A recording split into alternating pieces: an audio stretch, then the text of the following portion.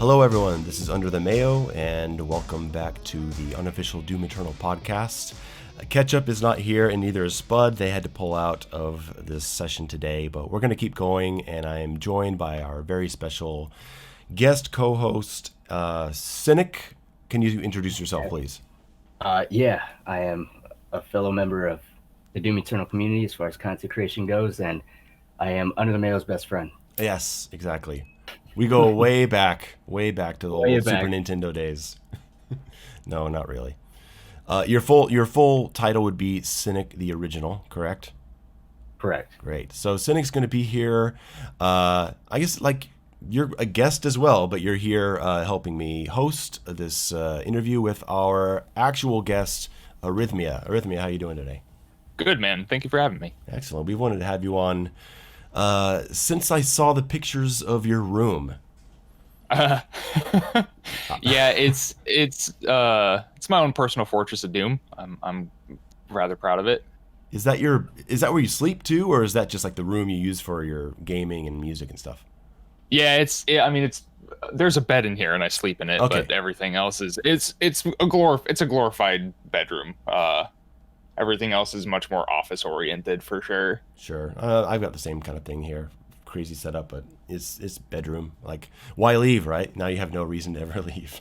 Yeah. Well, and if you don't have like an actual space for it either, it kind of helps to condense that too. Yeah, that's right. What kind of setup do you have over there, Cynic? I know that you have content that does. Would you say it steers a little more towards the console focus? But I know that you also play on PC.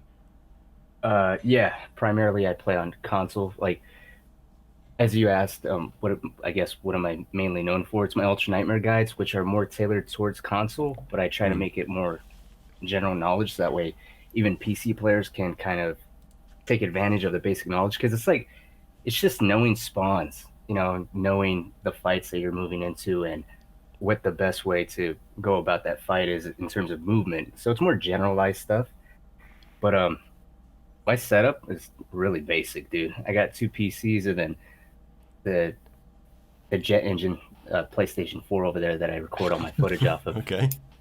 Yeah, those things are pretty dang noisy. Very noisy. Whenever someone is looking for guides, I usually just say type Cynic Ultra Nightmare. Like I send everyone to your page because the videos are well put together, and you know your editing, so it's your videos flow pretty well. Thank you. I appreciate that. It's funny too, because like everyone thinks I have scripts, but to be honest, I kind of just go off the cuff. So when people say, "Hey, how long does it take you to write your scripts?" I'm like, "Listen to the audio, dude. It takes me 30 seconds, I guess. Just listen. Oh, that sounds good. Okay, we'll move on to the next fight." Like, whoa, wait a minute. You're supposed to write these things? What is a script? What did you call me? It blows my mind when you guys tell me that you don't use scripts. I can't, man. Like I sit down and I'm like full on research paper. That's how I have to do my stuff, or I'm just paralyzed when I get to the recording process. That's impressive to me though. Like I'm too disorganized to have a script, because like I'll see all of that and then be like, how do I say this on mic? What am I supposed to do now? It's like reading homework, and your brain just shuts off after a certain point. Yeah, then you just go back to, man, I just want to play a game. Do I really need to read this? The recording process is the worst part. Like recording your voice and going in and editing your voice that editing process. It just feels that like there's no creativity. There's a lot of creativity in the video creation process when you're coming up with the ideas and writing the scripts and putting the video together into the right structure. That's all of a creative process, but there's nothing creative about cleaning audio tracks. Yeah, cutting off the dead ends and like making sure nothing clipped or popped or that it sounds weird, and then just like organizing waveforms. Literally, the only thing that makes me not want to do it when I have an idea for a video. I'm like, oh man, but I don't want to do that. If I had the money, if I was making like super bucks off of the channel, maybe I would hire like a local studio to clean up all my audio for my videos. But No, that's Just get a not practical. text-to-speech bot that uses AI learning and uses your voice, and then just type it in that way. Yeah. I mean that's useful, but you can always go to Fiverr, dude. Just hire some guy and say, "Hey, man, can you listen to my audio? Piece it together." So Arrythmia, you are. Why don't you list off who you are to the Doom Eternal community? I guess now I'm like a D-list, 100% Ultra Nightmare speedrunner. D-list. Okay. Yeah, like I'm the guy that you would go to if you couldn't get anybody else. Oh. Oh, you're the backup plan. Yeah. Like I'll be the last resort that you lean on. Well, Well, I mean, we only contacted you after the other 7 guests pulled out. Damn. Fair enough. Hey, don't feel bad at that. The same thing happened to me. Oof. Okay. Yeah. To be I guess. I was gonna say, to be transparent, I did go to Alston first. I'm sorry. Yes, yeah, I figured. I seen the Mayo message and I'm like, oh, man, I feel so honored. Alston probably denied it. Brutal. Anyway, Arrythmia, sorry to interrupt. No, you're good. It's good stuff. No, I guess now I'm a speedrunner. But primarily I'm just like kind of passionate about the series as a whole. Doom was the first-person shooter I played when I was a kid. I was like 6 when I got my hands on it the first time. And it's been one of those like kind of come and go things as you grow up, because kids go through phases and stuff, and you get interested in other things. But it's kind of always been something that I like come back to. And then 2016 rolled around, and that was like right as I was getting back into like more movement focused shooters like Quake Live. Played a lot of Team Fortress 2 when it was free, because I was a broke or early 20 something, so that was a huge help.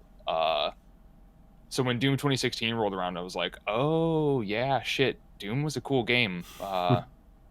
And then I waited about 2 weeks after it released to kind of see what the reviews were like, because I'm not big on pre-orders and stuff. Yeah. And I like immediately was sold within like the first 10 minutes of gameplay, watching like a YouTube video. Went and bought it right off the get-go, and then sank like 1,100 hours into it in the first 2 years. In the first 2 years, wow. Yeah.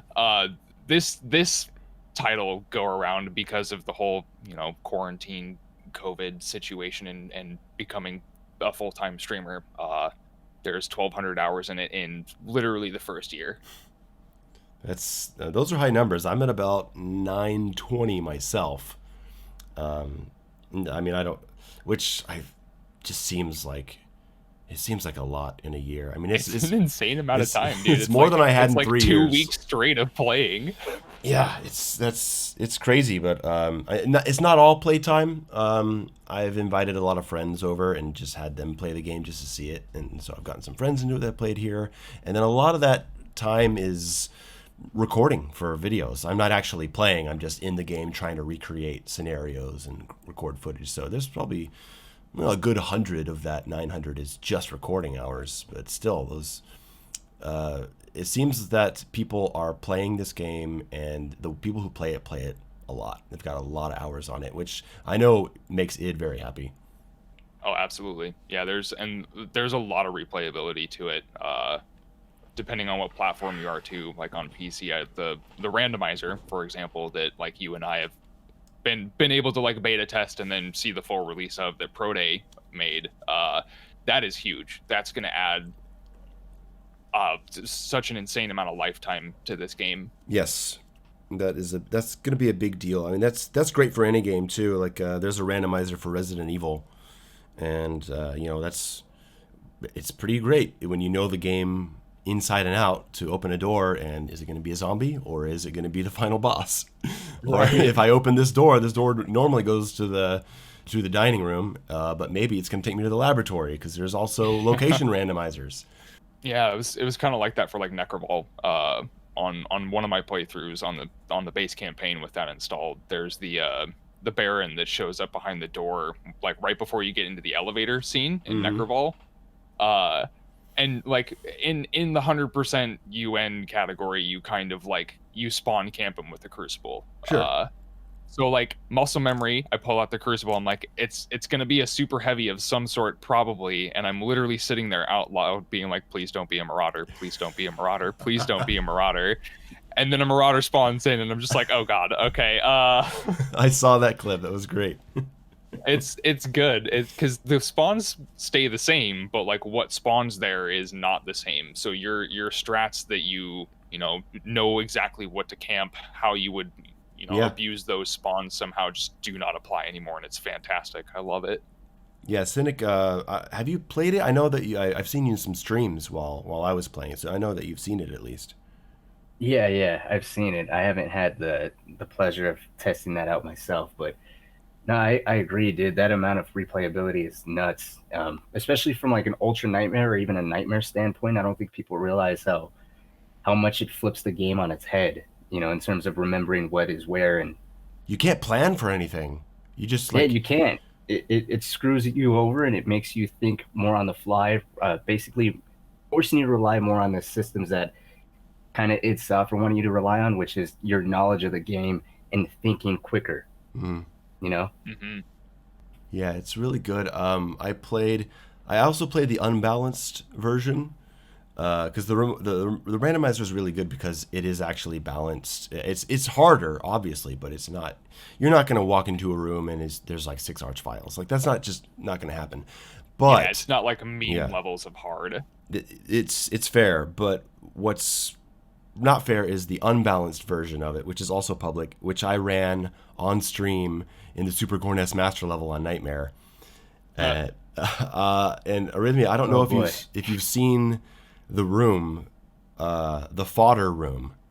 Remember where Buff it's totem area. the buff totem room where like it's like 20 zombies and then another 20 zombies and then 20 imps and another 20 imps.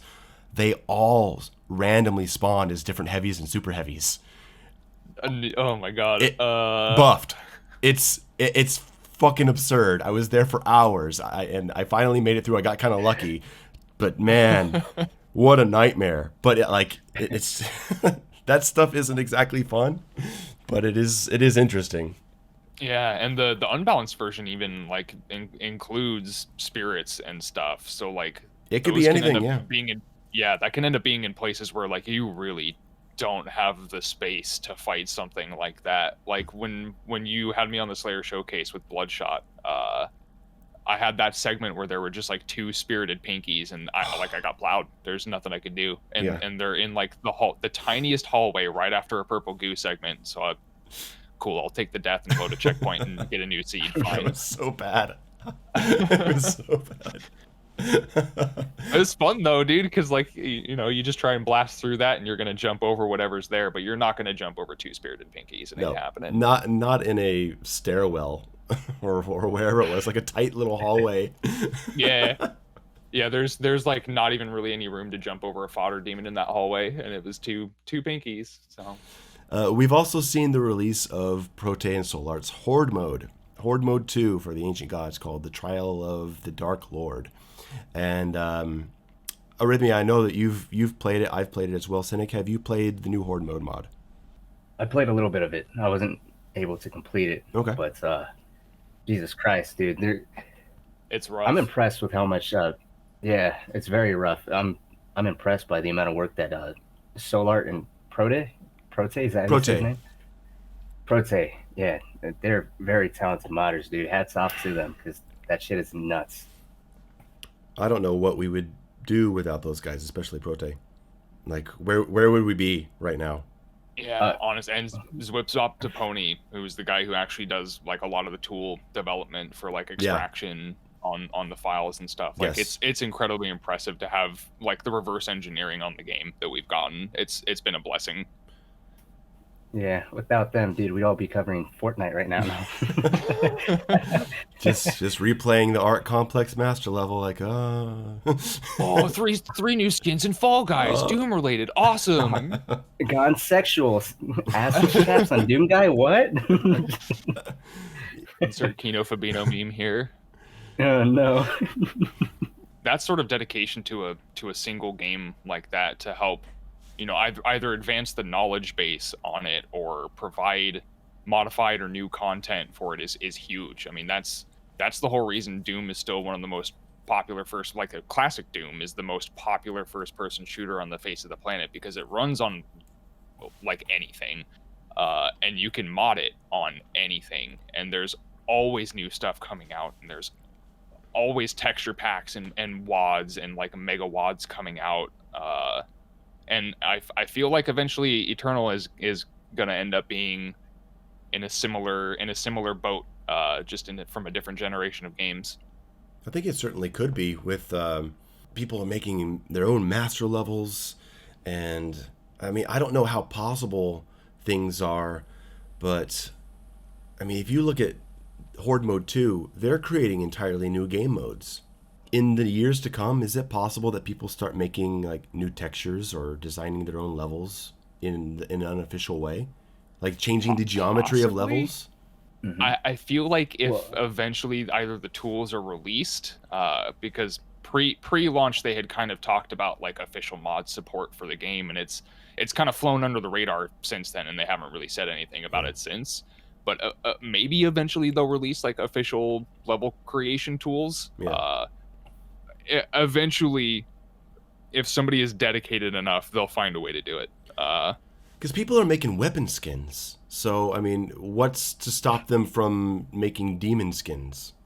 Yeah, I mean, there are, I think, modified textures for demons and stuff, where they like, you know, take the texture into Photoshop and change the colors around and add stuff to it or what have you. Yeah, I mean, like, maybe they can start messing with the size of demons, or...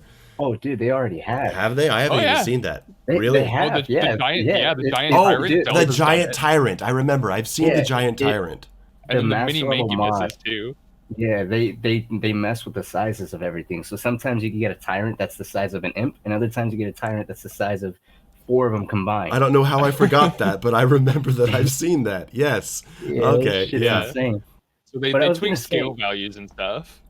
Would they need the source code in order to like go above and beyond, like in order to like change, bring about new levels and like Mayo said, new textures and stuff like that? Because like Arrythmia said, they were going to release some mod support at some point in time, but that has kind of been buried, most likely due to the pandemic.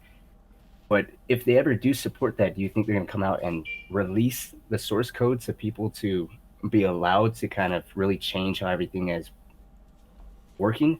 Kind of like how the base Doom is, in terms of a brutal Doom and H Doom and all those other things, how they're basically just different games in the same game. Mm-hmm. You think that's possible in Eternal? Possibly. If the tools officially are released, then like definitely. If the modding community has to go through and like reverse engineer that stuff, it would. Again, it's just a matter of dedication. And getting the right people who are smart enough involved. But that it would definitely be a damper on that to not have official tools. Yeah. But maybe I would hope so, just from like an old school id Software fan standpoint, where they're like, hey, we're gonna open source most of our game engine and you guys can figure it out and keep adding content to it. But you know, they are also a company, and that sort of information is very valuable. So. And they're a company owned by another company, owned by another company. So that's now owned by even a larger company. So who knows how high up those decisions go? That's true. Like there can be things that id wants to do that like 3 companies up, they're like, that affects our bottom line.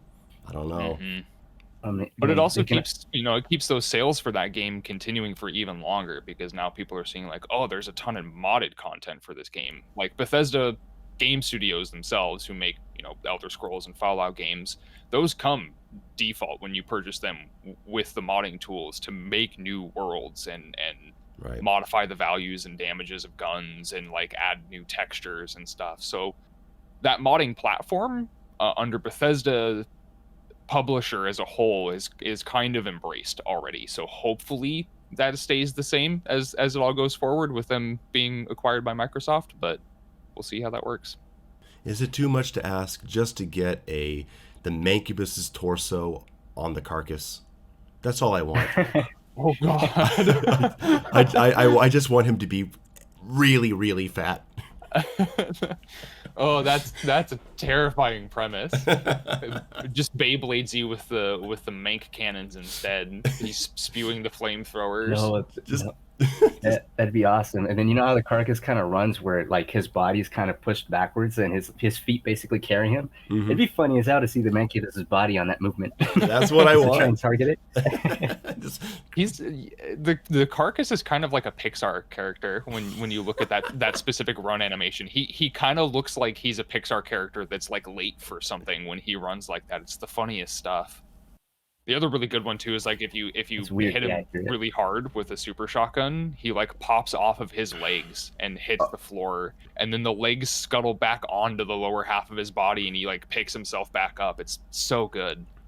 what an enemy! Like all the new enemies are just really creative, but the carcass that he's been my favorite since the game's launch, and just no one has been able to dethrone him. Oh, he's a genius, absolutely genius troll enemy. He's the absolute best worst thing to fight. It's so smart, and it knows exactly what you want to do, and it's so annoying, and it's amazing because it's very well put together for the most part.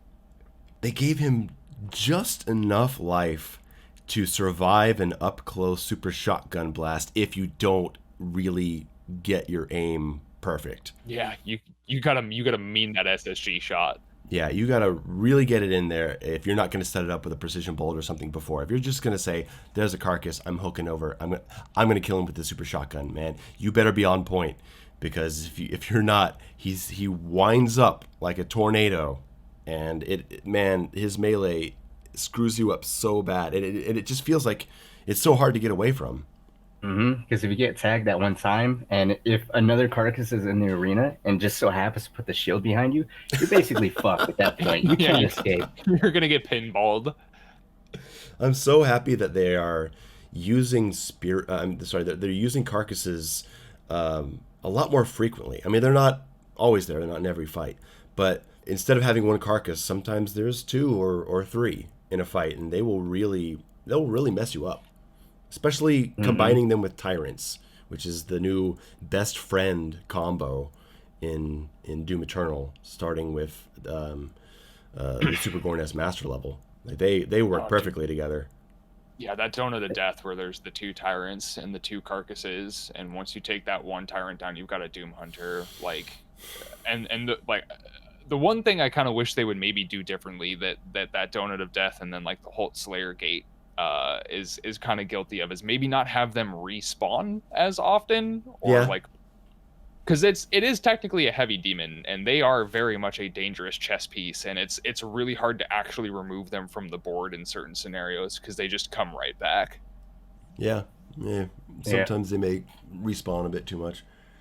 That room with the tyrants and the Doom Hunter, that's the gate, right? That's the live or die room when you're learning to run that on Ultra Nightmare. If you can get there, then you know you've got a good shot. Yeah, if you've got two Crucible charges. Yeah, if you have those. And by the way, on Brawler mode and Brawler Plus, it's a coin flip if you're gonna get through that or not. Oh, Jesus. So bad. So bad trying to take that room on with full auto shotgun and base fire plasma and 125 health. Jesus. Speaking of Destroyer Blade, Arrythmia, that gun has had a really interesting evolution. I think that's become one of the most interesting stories of Doom Eternal weapon mods throughout the game's life. How are you feeling about it? Oh, man.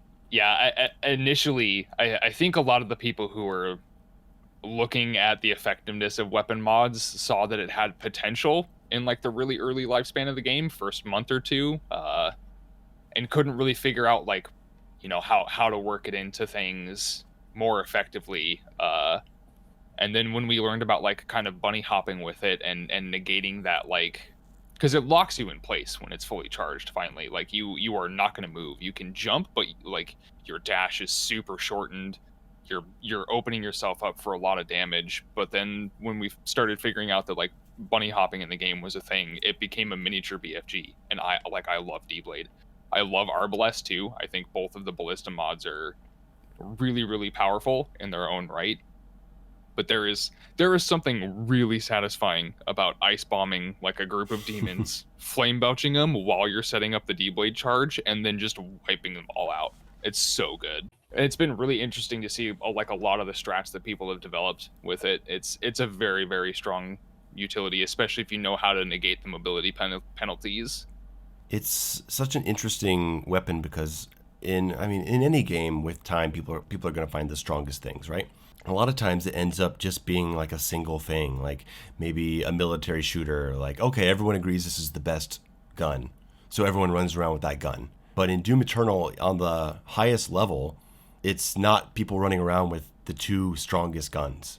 You guys are using everything still. You can tune into any speedrunner or high-level player stream, and you will see at least 5 different weapons being used constantly, and lots of different movement and setups with grenades and weak points and all that kind of stuff.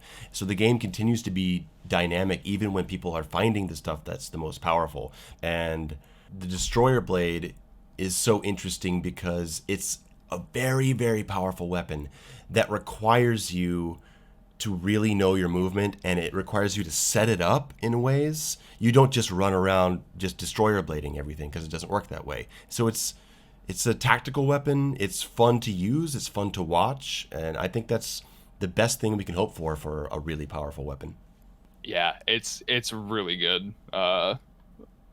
It's been very interesting to see how well it gets used in certain areas, like in Horde mode 2, for example.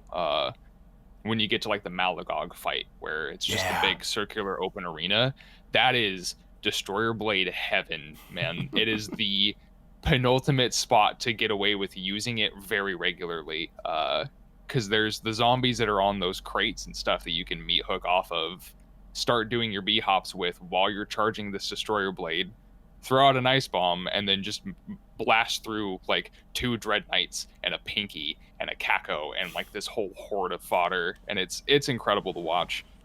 The other one that is getting some high level use in a very prominent fashion, Devo has been like absolutely cheesing Barons with full auto in Horde mode 2. Mm-hmm. He sets him up with an ice bomb, flame belches him, and then just dumps the entire salvo into him, and it's crazy. It's so good. It's super effective against him.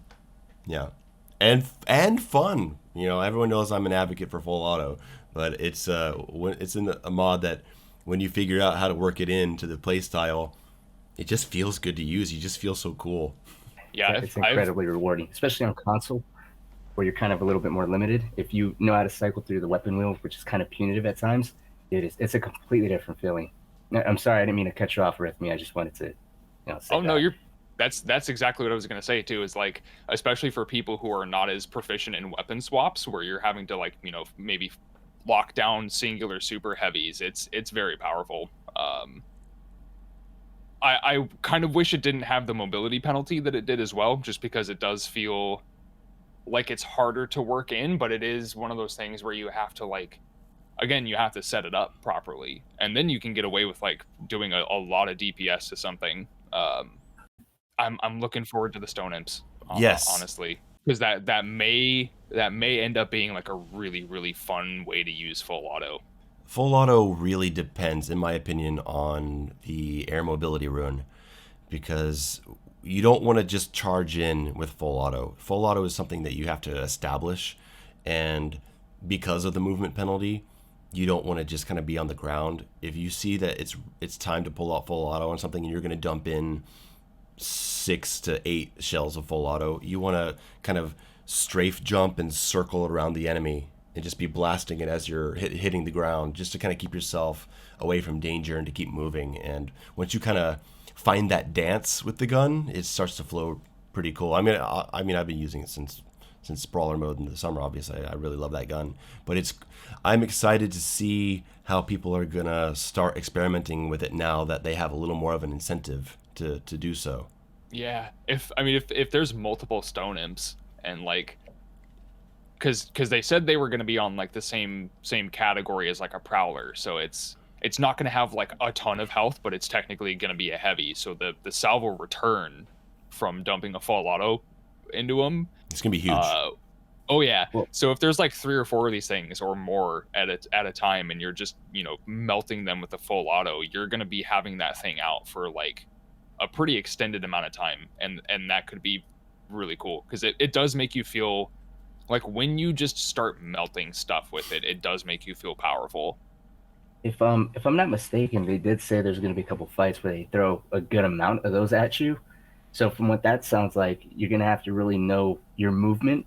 You're going to probably have to know how to use the ice bomb, and to Mayo's credit, know how to set up the full auto shotgun in combination of your movement and ice bomb and everything.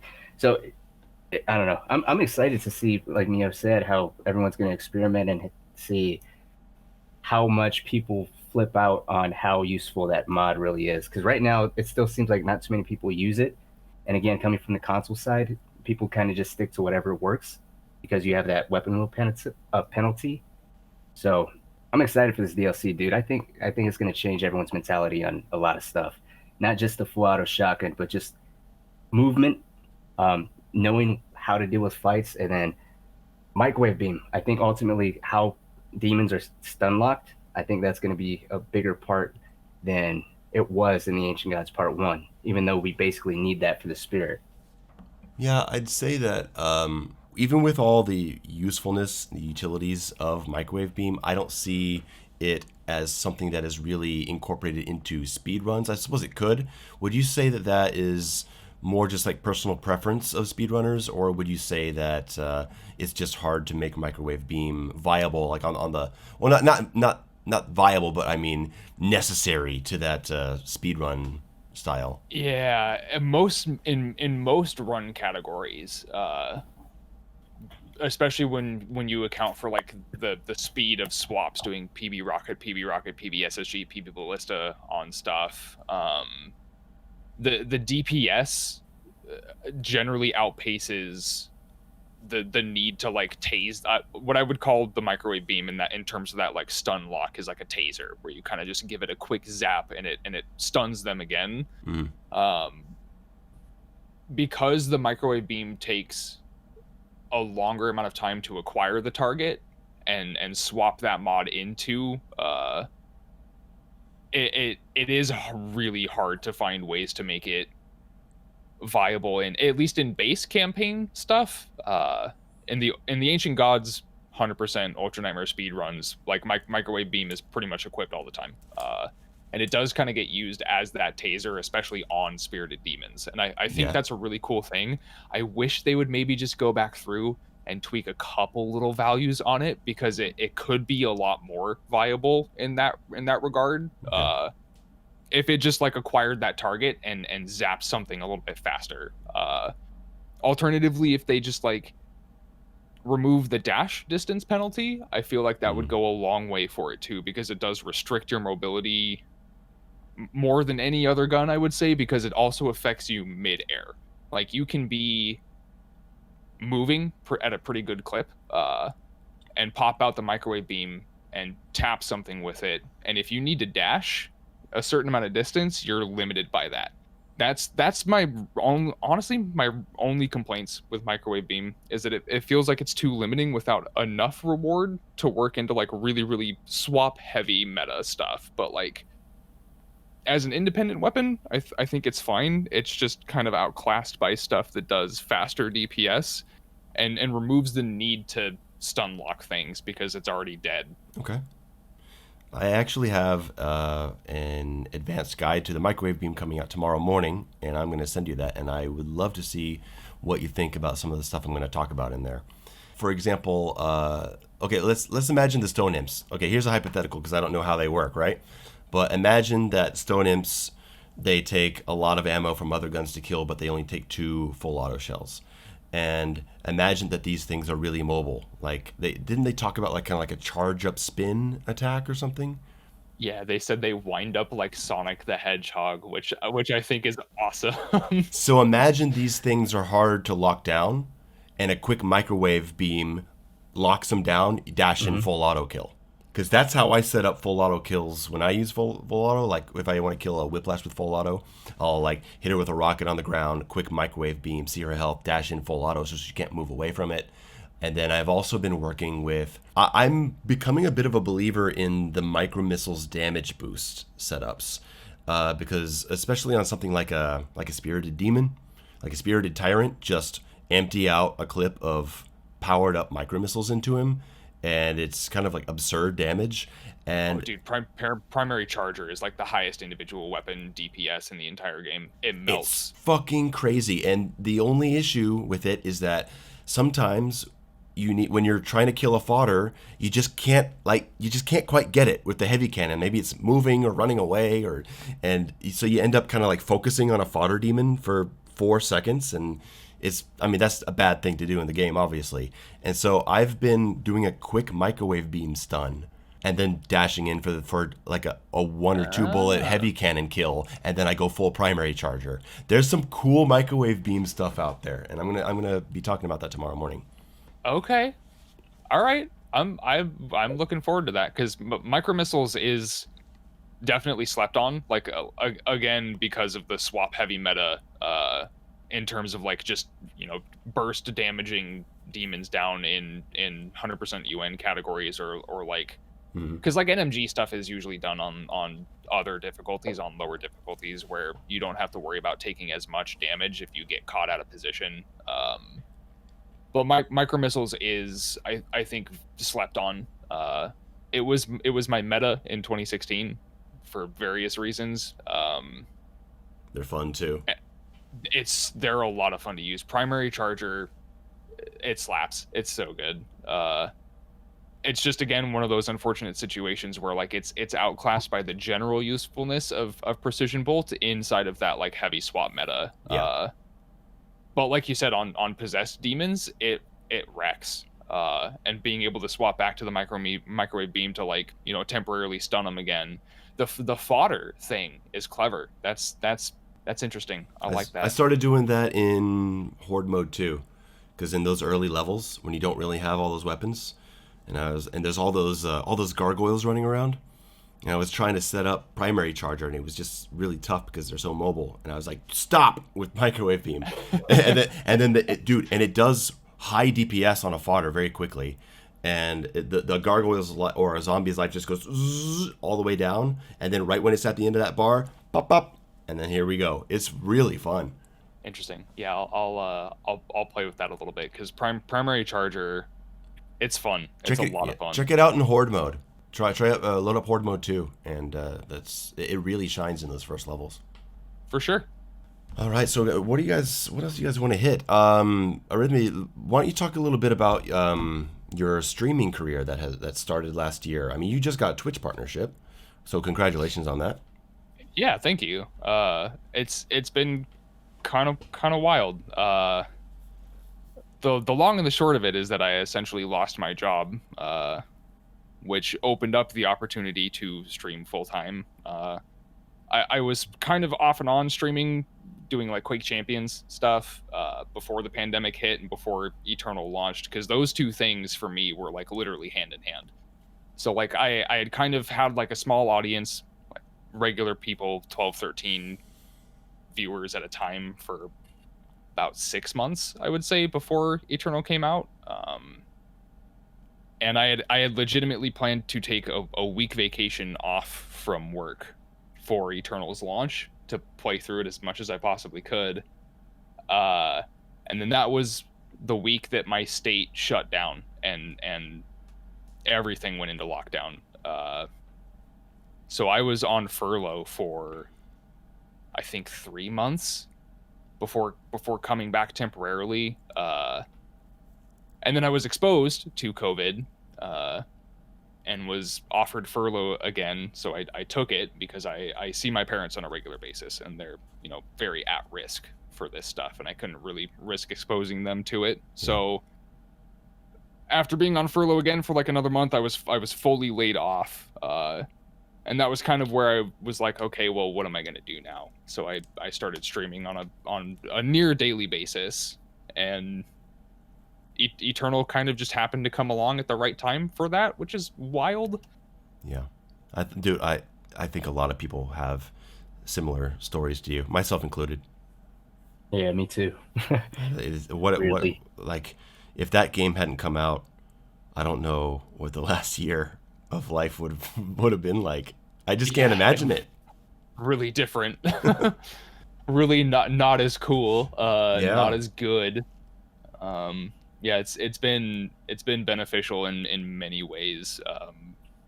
Not necessarily like financially, but like emotionally, like mental state wise. The Doom community as a whole has been like very helpful in that regard. Just to have some additional contact, have a group of people that is like-minded, and you can discuss something that you're passionate about, and kind of keep your mind off of the shitty side of things. It's been interesting. And I mean, any community is going to have its drama, but I've found the Doom Eternal community to be just such a full place of interesting and friendly and smart people. They're everywhere. It's really cool. Yeah, there's very little toxicity when it comes to the Doom community, and it's been that way for a long time. It goes all the way back to the early days, back in 94 and 95, when the Doom and Doom 2 were first getting really popular and stuff like that. It's been known for a long time that it's just like kind of the last bastion of positive gaming, which is weird for a game that's so hyper violent. Yeah.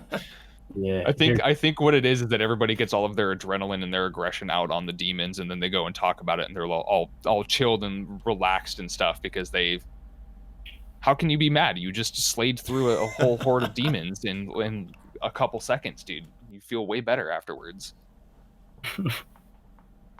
Can I just say how you said there's no toxicity, and I look at my channel? Oh, come on. Okay, YouTube comments are always bad on anything ever. They're always bad at the end of it, really, is what it comes down to. No, Yeah. I think that's just a symptom of the platform more than it is of the people who are interested in the thing that they're watching. It's a product of being able to say what you want without any real repercussions, essentially. Yeah. Because like people who comment on YouTube videos that are like, active members of the Doom community who are, they have a face elsewhere in like Twitch chats or like Twitter profiles or whatever, like that stuff never crops up. But if it's like some guy with a Roblox or a Fortnite picture with like a meme name, it's like Among Sus type person, like they're just gonna say whatever because they don't actually care. Like that is scary accurate. Just look at my comments. That is scary accurate. There's that stereotype is a stereotype for a reason. There's tons of people who have accounts like that. Do you run any content on YouTube, Arrythmia? Very little. I remember your PB Rocket video back from November, I think. Yeah, that was the last thing that I actually like recorded and edited and put together. Gotcha. I meant to do a keybinds video that I have a bunch of footage for, and have a script partially written for, but I have not finished it. I'm kind of on the opposite end of the content creation, where like I'm full-time streamer, like extra part-time YouTuber. Okay. It's a lot of work to do that sort of stuff, and if I end up taking two days off to do a YouTube video, that's 2 days that I'm not streaming, because I just don't have the mental energy to do like 6-7 hours worth of editing and recording and stuff, and then also go do 4 to 6 hours of speed runs or whatever. Yeah, the editing process can be long and tedious. It's a lot of work. I would like to do more of it. I just need to like find a way to schedule it in, I guess. I started off kind of doing YouTube stuff. Like the older stuff on my channel was like frag videos for Doom 2016 multiplayer, because I played the living crap out of that. So that was kind of where I started getting my foot in the door, sort of, with like Doom and Quake community stuff. And then did some similar style of things with Quake Champions. And then I was like, dude, I'm tired of recording all of these clips and compiling them and putting music to it and doing the editing process. Oh, Twitch is a thing. Okay, cool. Let me just do this live instead. Cynic, how long does it take you to put together one of your videos, one of your average length videos? Average length? Honestly, probably like a day and a half, 2 days. Is that working on it for 6 or 7 hours each one of those days? Yeah. Or? Yeah. So at least 4 to 6 hours one day, the next day is another 6 hours. Like the next day is okay, where did I leave off on? Okay, what else can I add to it? And then that somehow trickles down to another 8 hours. So in total, across 2 days, probably like 12 hours per video. Okay. Okay. What was the first video that you did on Doom Eternal? What got you into this? Honestly, this is kind of funny. What got my foot in the door, so to speak, was talking about battle mode. Okay. I found that to be very interesting as far as like knowing weapon combinations and how people interacted and how much damage you can do to them and how to move about the arena. And that somehow led to me really cracking down on Ultra Nightmare because at that time I hadn't beaten Ultra Nightmare. So that kind of led to the guides and experimenting with play styles and everything like that. But yeah, battle mode is actually what got me interested in Doom, essentially in a really weird way.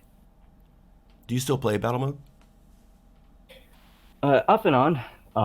The servers were kind of wonky for a while there, so I kind of stopped. But I do every now and again. But people, they're starting to recognize my PlayStation ID, so I get messages, and naturally I like to mess with people. So I feel like it's a good idea to just not interact with people because eventually it's going to be like, oh, cancel Cynic because he called me retarded or something like that. Just messing with him. But yeah, I play a little bit of battle mode here and there. I really hope that invasion mode of all things is actually incorporated into the game sooner than later. I think that'll be a nice layer of replayability and spice up the dynamic a little bit. I'm excited for him. I mean, when and if it comes, I'm definitely excited for it. Oh man, there's been some stuff that's been data mined that relates to invasion, and it's gonna be weird because I don't think it's anything that any of us actually expected it to be. If the stuff that I've seen and heard rumored is actually included, it could be really cool. I'm interested to see how it goes. My biggest concern with it is that I hope, like Cynic said earlier, with the servers being kind of wonky, they're still not in an ideal state right now. And that same netcode would be applied to invasion. So I hope that stuff gets like really, really tightened up, primarily before they continue on with that. I don't know how you do invasion mode without an anti-cheat. They'll have to have an anti-cheat in it. You have to, and you'll have to opt into the anti-cheat to play your single player with invasion mode activated, or else you're going to have revenants show up with infinite health bars. Right. That's something I'm kind of concerned with too. And I think one of the reasons that we haven't had a replacement for de novo for battle mode yet is because when a software company like this includes an anti-cheat, they usually sign a contract with the anti-cheat provider, whether you're using like easy anti-cheat or de novo or whatever. That sort of stuff, I'm sure when they removed de novo, there was some contractual stuff that is preventing them from using another company's anti-cheat for X amount of time. I hadn't thought about that. You're totally right. Yeah, I think that's why we haven't gotten a replacement for de novo yet. Although, because of the way that de novo contracts generally work, it's on a year-to-year basis. So because we are very close to the 1-year anniversary of the great de novo fiasco. Yeah, that was a whole nother can of worms. But maybe we'll see a different anti-cheat be included that won't get such rabid backlash. And that will be optional. Rabid backlash. It's got to be optional. They already said, like Marty said publicly, like we realize that anti-cheat has to be an option that you enable. Right. That's the best thing that we can hope for, is that kind of situation. It'll be interesting though, because it could be very unique to like run a modded game, like have randomizer with invasions at the same time. If that was something that ends up working, could you imagine the amount of chaos on like an Ultra Nightmare randomized invasion run? Like that just sounds like an absolute mess. But it could be really interesting for like Twitch streams, if there's like a safe way to release like, your game server or however they end up setting it up. If there's like, like Bloodborne in style or like, Blood Sign stuff with Dark Souls, you can access another player's game that way, and you can, Twitch plays sort of thing. Be interesting. Do we want to talk about the confirmed new weapon that's coming in the DLC? Yes, Sentinel Hammer, go bonk, dude! I'm stoked. Sentinel Hammer. I'm so stoked. Are we leaving it at what the weapon is, and rather than what it just does? Have we seen what it does? We haven't seen it, but the information that came out today kind of shared a little bit about it. Okay, is that leaked or is that officially announced? Yeah, it's leaked. If it's leaked, I'd rather skip it for myself and also for any listeners that just don't want to have anything leaked spoiled to them. We're gonna respect that, but the weapon itself is out. It looks really cool. Looks like it'll be fun to use. They said that it's not just a weapon they're adding. It feels like there's going to be stuff that's kind of structured around the weapon. That's how it sounds like when they talk about it. And they also. Oh, go ahead, Cynic. Sorry. I was just going to say that it's going to be interesting because Hugo Martin also mentioned that with the new weapon, when he first referred to it, he said that we're going to be capable of one-shotting demons like the Marauder. And it's going to be interesting to see whether if this is going to actually be like a wonder weapon, not a wonder weapon, like a super weapon, or another gun or weapon that replaces something else in the weapon wheel. Crucible replacement. Yeah, because if you think about Ancient Gods, there's literally an unused button because we no longer have the Crucible after snapping it off in the icon's head. So it'll probably be a power weapon. Like it'll essentially be a power weapon, but it sounds like they're not intending on having it just be, because the way the Crucible works is you pick up the Crucible charge, you swing it at a tyrant, the tyrant dies, the Archvile dies, whatever. The Sentinel Hammer is probably not going to operate the same way. Like it'll still be strong, but I think you're going to have to do. It's going to be more of like a resource management thing, the way that you would, get ammo or armor or a blood punch back, that sort of stuff. Tactical sounds fun. Mm-hmm. A tactical super weapon. I mean, Mm-hmm. that's why I like the Unmaker so much. I like using it tactically. I like freezing a tyrant and then shooting just 6 BFG cells of Unmaker in his face and then finishing with full auto. It's really fun. It's effective. It's satisfying. And so if this super weapon works in a tactical way, that's exactly what I'm looking for. Truthfully, that's how it sounds. It doesn't sound like it's going to be like a straight up Crucible instant elite, So smash it on the ground and everything evaporates or something. Mm-hmm. Yeah. In unison with like an ice bomb or flame belch or doubling down on both those things, I think there are going to be some insane combinations that everyone's going to set up for. Get those frame rate drops with that ice bomb mixed with the hammer. Oh, yeah, boy. Yeah, I can't wait to drag my 9900K and 2080 Super into the dirt with that. Shit.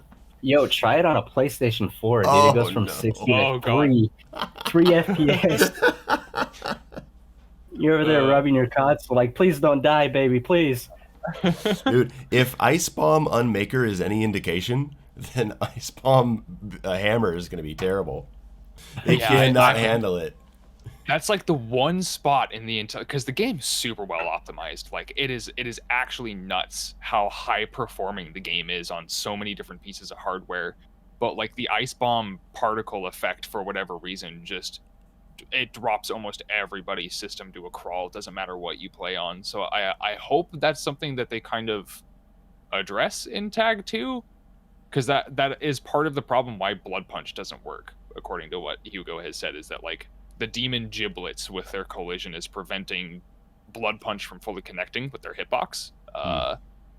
So there's some optimization stuff there with like the giblet system itself that I hope gets cleaned up with Tag 2 with the no target and Blood Punch fix stuff. It would be really nice. Yeah, we've got big fixes coming, and they're continuing to look at other issues as well. And I mean, fingers crossed that once Tag 2 is out, that they have a little more time and resources to dedicate to some quality of life stuff. Because, I mean, the pandemic obviously has screwed up production and their speed, and they're also under legal contract to get 2 DLC missions out in a year. Mm-hmm. So, you know, who knows how much time they have to dedicate teams to figuring out why the Marauder sometimes doesn't falter on a slope or something like that. And hopefully that stuff comes after this, but not too late after. Because I know they care about it. They talk about it. You can see it in Hugo's face when he talks about it, and when it happens to him. Yeah. The Taurus Navad stream where like, you know, I could kind of tell like he was dragging that Marauder onto that staircase, just to see how many times it wouldn't falter there. And that's definitely a problem. So now that he's, you know, witnessed it live in front of like 1,000 people, you can kind of tell it lit a fire under his ass, and it would be really nice to see that sort of stuff at least attempted to be fixed. Some of it I don't know if it can be, just based off of how the game engine is designed, like 100%. Yeah. The other thing that after like, because the Blood Punch and no target, I think, is the biggest thing that affects like every player on every platform, whether you're on like a Switch or an Xbox One or a PlayStation or like a super high-end PC. And it's frequent enough to be serious. That's the thing. Yes, it's frequent absolutely. enough to be a serious thing. There's all kinds of other stuff that happens once in a blue moon, but those 2 things and then some of the faltering issues, those are the 3 that just seem to happen too regularly to let it go. Yeah, when you need that ammo or those like chainsaw iframes and you're going for a mecha zombie and he starts his like 5-second long jump animation, you can get 3-4 no targets on those guys before you're dead. It's terrible. You can point blank swing the thing at his torso and it'll never connect. But after that, the biggest thing that I would like to see addressed, and this more is focused, I guess, at high-end PC users or people who are getting, you know, over 120 frames. There's a lot of like crazy melee slides with demons at high frame rates, like a lot. Can you explain that, please? Melee slide. Can you give us kind of a definition of that? So like the Hell Knight has a lunge attack. It's got a melee attack where he kind of takes a step forward and throws a left hand back fist at the player. And at 60 frames, he kind of he'll cover a bit of distance, like a couple feet with it, which is reasonable. If you're pushing like 250 frames per second, he can cover like literally 25, 30 feet.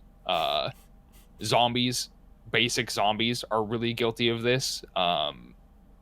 Like the ones at the start of Hell on Earth, they have like a mouth chomp headbutt attack thing. And at like 30 to 60 FPS, and I've gone through and I've tested a bunch of this stuff, and I've got a recording that I've been working on to kind of try and send off.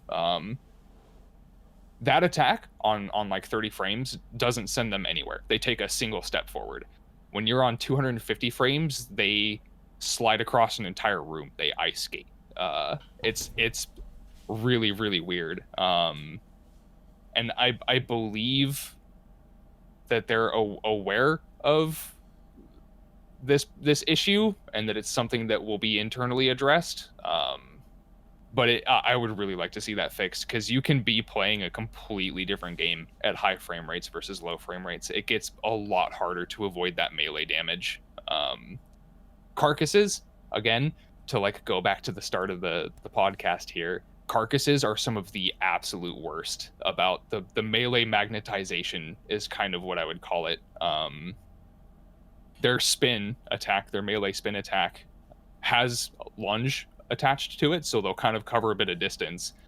But at 200 plus frames, you can dash away from them as they start that animation, but the carcass will cover the exact amount of distance that dash gets you, and they will still be within melee range and immediately trigger a second melee attack, and you can keep that dash chain going. I've had 13 consecutive carcass melees while dashing.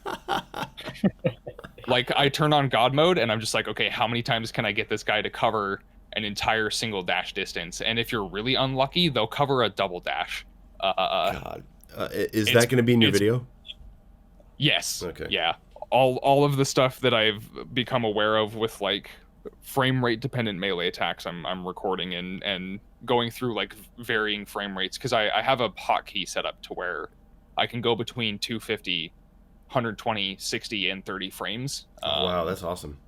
Yeah, so I'm gonna like try and get all of that covered and be like, okay, here's how they operate at different frames, and here's like why, like what specific attacks do it, because not all of the melee attacks are frame rate lunge dependent, but a big chunk of them are.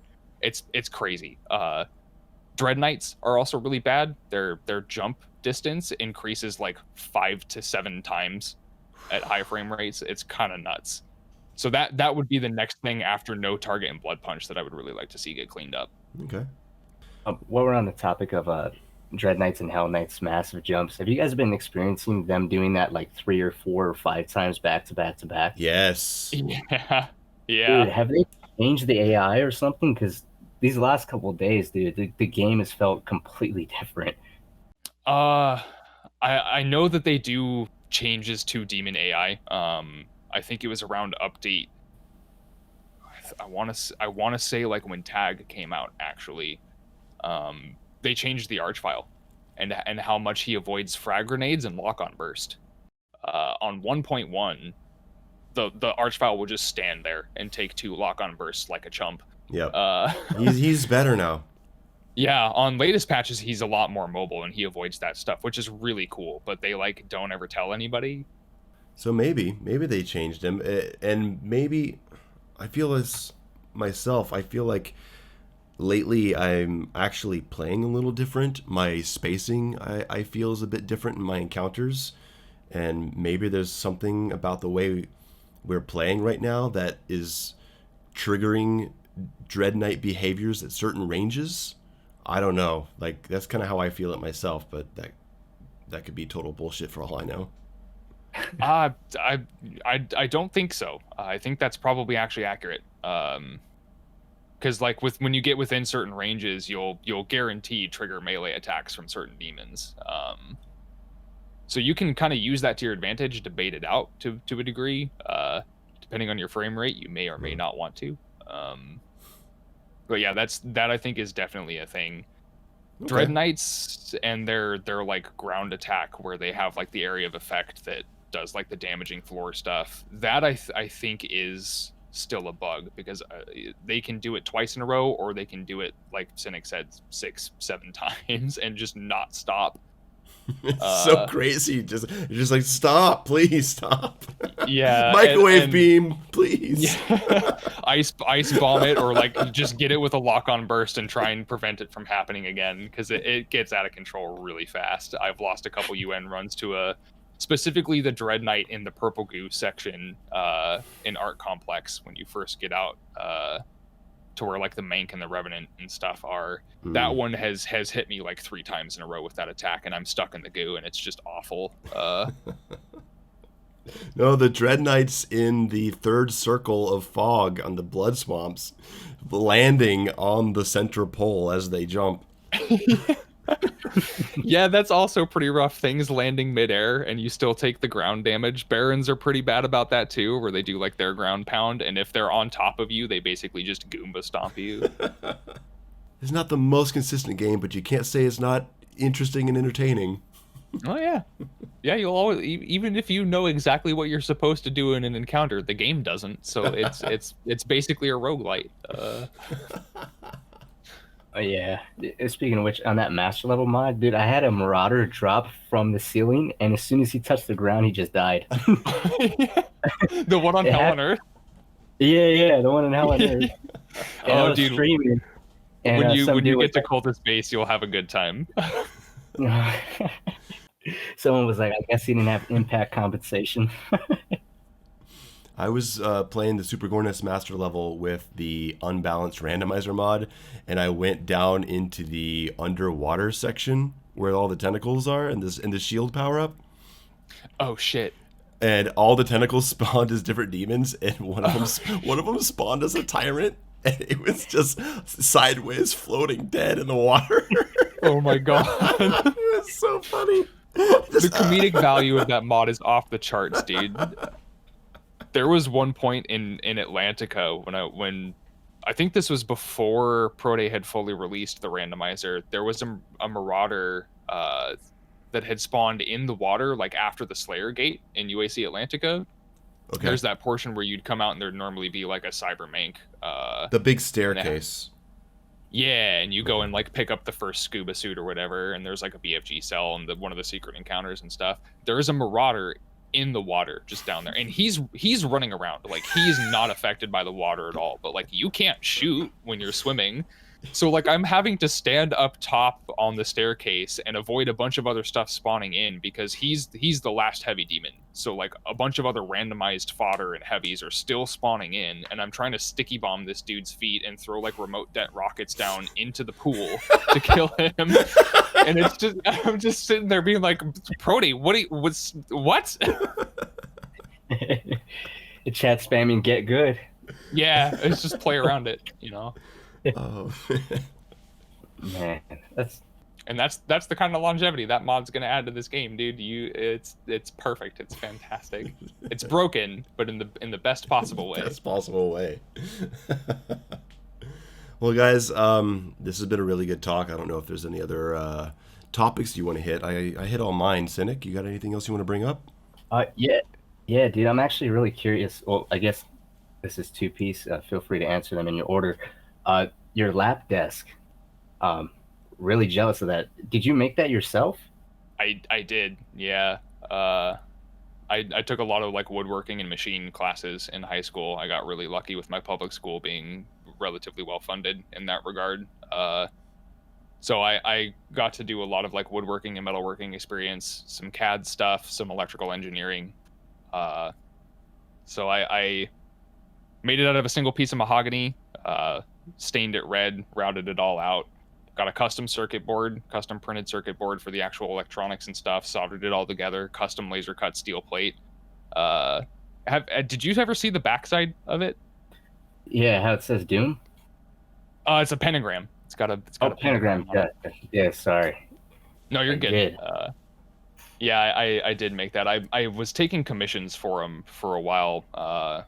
Again, pre-pandemic stuff, because I got lucky and I had like a pretty decent amount in my savings account when the pandemic hit. So I've mostly been okay, but I haven't been able to invest in just like the materials to make more of them. But I was taking commissions for them the year before, 2 years, I guess, before the pandemic hit. Jesus, that's dope, dude. Because I seen that and I'm like, man, that's a beautiful compliment to your entire stream room. Yeah, thanks, dude. I definitely, this is the second one that I made for myself. I had a different color themed one that was more like orange and cream and black, made out of maple instead. And that was what I was using for long time. But like the lap setup stuff for ergonomics, it's better on my shoulders. And I can also just like go to my living room and hook the Bluetooth up to something out there and use it as just like a casual couch device, which is super cool. But yeah, I'm quite proud of it. Yeah, if anyone wants to see that setup, go to Arrythmia's Twitter. He has a post from a few months ago that has 4 shots of his setup in his room. You can see all this stuff. It's really cool. Yeah, it's insane. He's about to receive a DM from me. It's going to be a blank PNG check, and it's just going to say, whatever the amount, dude, just write it down. Yeah, they're not exactly cheap, but yeah, it's this one I think all in all the parts ended up costing me personally $350. So I would end up selling something like that for about $400. That sounds reasonable. My other question was, what got you into speedrunning? Man, okay. Bite Me and Devo, essentially. I would watch, and Red Warrior. I don't know if you guys are aware of Red Warrior. He's not as much of an internal player as he is like a Doom 2016 classic Doomer. But those 3 guys were the first like Doom speedrunners that I really started watching more regularly. And that kind of inspired me to start getting into it, because it seemed like it was something that was really cool. Unintentionally, when I was younger, There's a Game Boy Advance game in the Metroid series called Metroid Fusion that had an in-game timer that when you finished the game, it would tell you the time that you completed it in. And so when I found that out, and it was it's honestly one of my all-time favorite games. It's really, really good. It's a 2D platformer.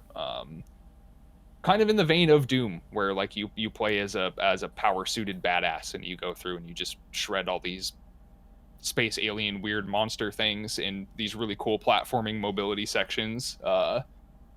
And so when I saw there was a timer and it told you like, hey, wink wink nudge nudge, finish the game faster, I was like, oh shit, that's pretty cool.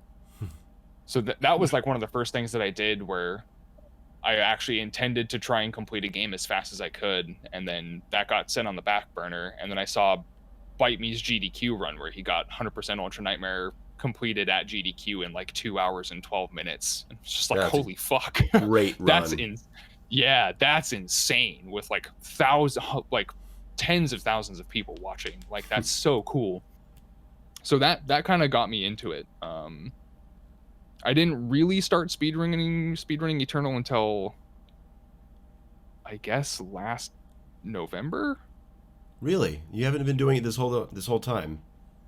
No, I started playing Eternal like really, really casually. I didn't even get Ultra Nightmare done until I want to say August. I have a tweet from back then when I could use to check it, but yeah, it took me a while to even like get into Ultra Nightmare because I just didn't want it to feel like it was something that I was frustrated with more than I was enjoying it. Dude, that's so important. It's like don't rush it. Take your time to enjoy this game just as a fun experience, because once you start going into Ultra Nightmare, you start seeing the game differently. It's just a fact. Yes. You're gonna hate yourself. You're gonna hate the game for several weeks as you're just trying to figure out those first levels and what you're doing.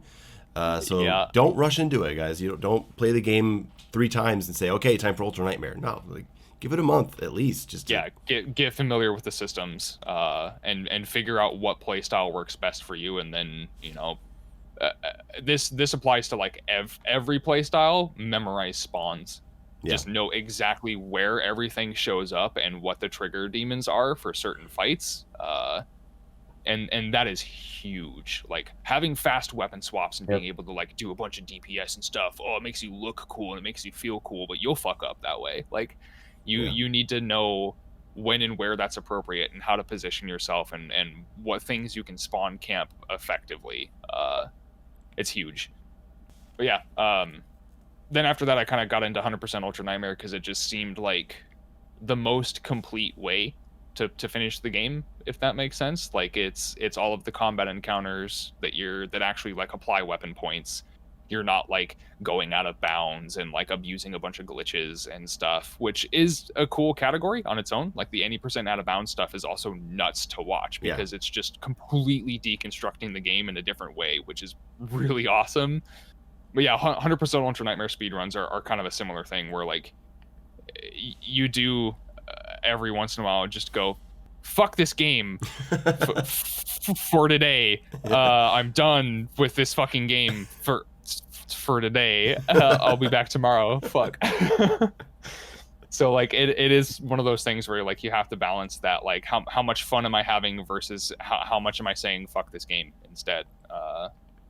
And that's not but it's fun. That's not a Doom Eternal exclusive thing. If you find the top like speedrunners of most games, they arrive at that like hate level. Oh yeah. Right. Oh, yeah.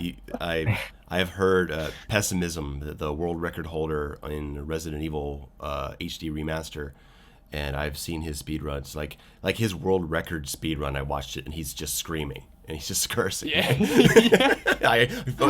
He gets world record. He's like, all right, I'm done with this fucking bullshit game, and he's still playing it because he loves it. Yeah, like next day he's screaming again and he's recording it and shit. Yeah, dude, it's. I mean, that's the same thing with like every star category in Super Mario 64, dude. You know, they mess up that backwards like stair jump thing where they're going up to the Bowser fight and they fuck it up, and you can hear the controller get slapped on the counter, and they're like, "Fuck this, it's fucking done." Like Legend of Zelda has the same problem. Super Mario speedruns have the same problem. Ninja Gaiden, like it's everybody. Like we say fuck this game because we actually mean we're bad at this game and we're angry at ourselves.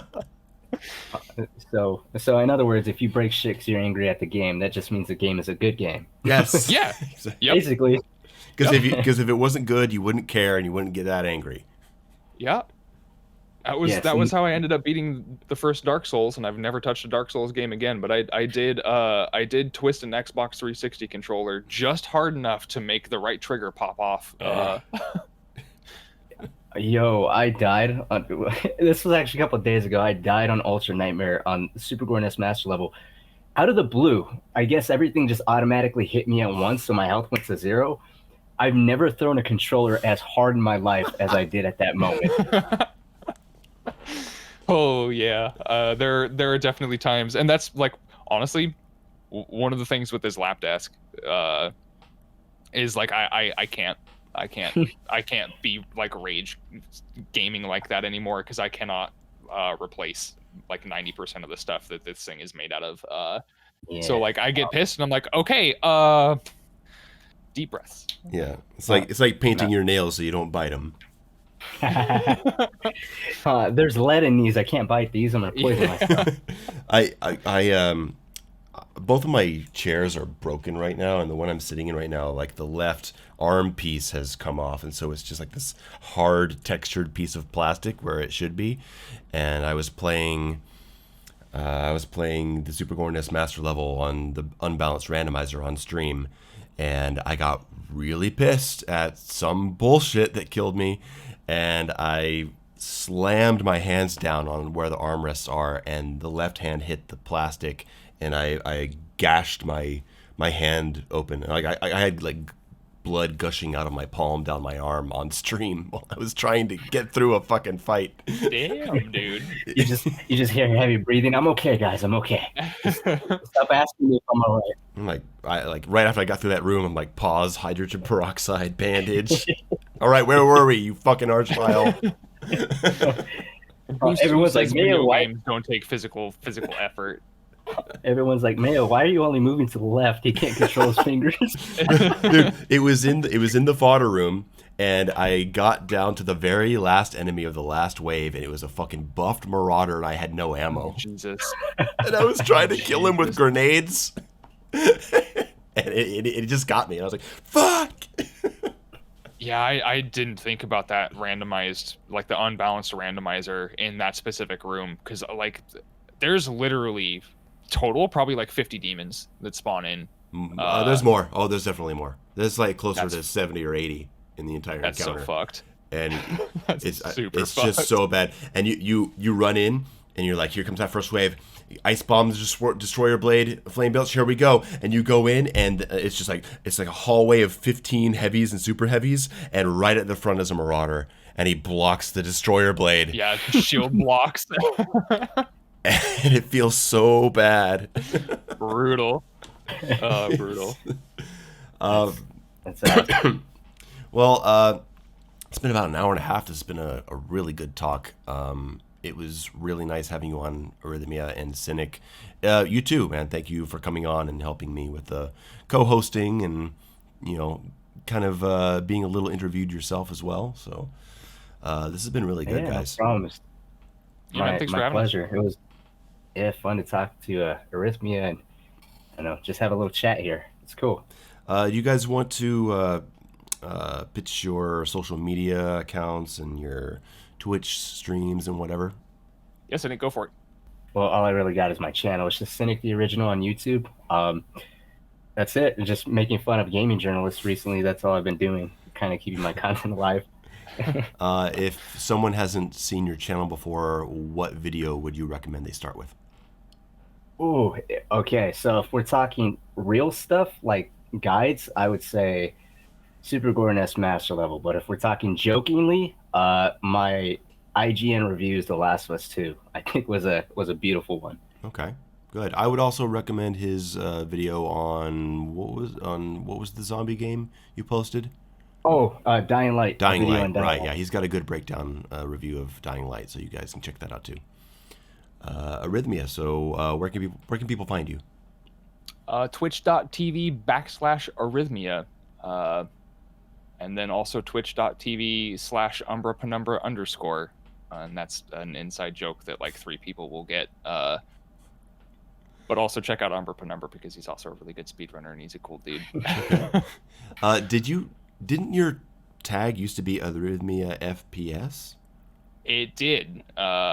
When I hit partner status, I kind of wanted to... I didn't want the FPS tag on there ever, but when you make a Twitch account, you're kind of limited by what's available. But after getting partnership, I did contact Twitch staff and was like, hey, so can I have that name? And apparently the account had been inactive for like 3.5 years. Okay. So they ended up giving me the name that I was supposed to have in the first place. So that's pretty Nice. cool. But yeah, it's just Twitch. It was mine. It's always been mine. There is no other. It's just me. I am the one.